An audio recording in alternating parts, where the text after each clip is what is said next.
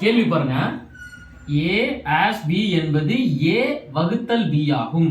a star b என்பது a பெருக்கல் b ஆகும். என்ன சொல்றாங்கன்னா, ஆஸ்டாக்னா வகுத்தல், ஸ்டார்னா பெருக்கல்.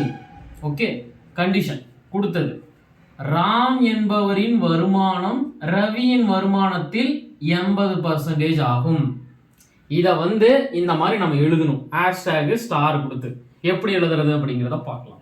ஃபர்ஸ்ட், ராம் என்பவரின் வருமானம், ஒரு ராம் ஏ, ரவியின் வருமானத்தில், ரவி பி, 80%. ஜெனரலா நம்ம இப்படி எழுதுவோம், ராம்னா ஏ, சரியா? ரவியோட வருமானத்துல ரவி பி, 80% பா, பெருக்கல் 80/100 இப்படி எழுதுவோம். ரவி மேபி 1000 இருக்கலாம், 2000 இருக்கலாம், எவ்வளவு வேணா இருக்கலாம். அதுல 80% ராம். ஓகே, இப்போ நம்ம ஜெனரலா இப்படிதான் எழுதுவோம். இங்க கொடுத்திருக்கிற மெத்தட நம்ம மாத்தணும். என்ன பண்ணணும்னா, வகுத்தல்னா என்ன, ஆஸ். இங்க எங்க வகுத்தல் வருது, இங்க வருதா, இதை நம்ம ஆஸ் ஆக ரிப்ளேஸ் பண்ணணும். பெருக்கல் இருக்கா, பெருக்கல்னா என்ன, ஸ்டார். இந்த பெருக்கலுக்கு பதிலா நம்ம ஸ்டார் போடணும்.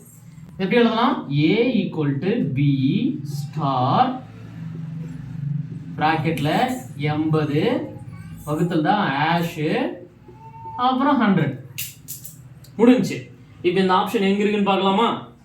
இந்த ஆப்ஷன் எங்க இருக்கு, சி ஆப்ஷன்ல இருக்கு. அதாவது a = b × 4 × b னாலும் ஒண்ணுதான்.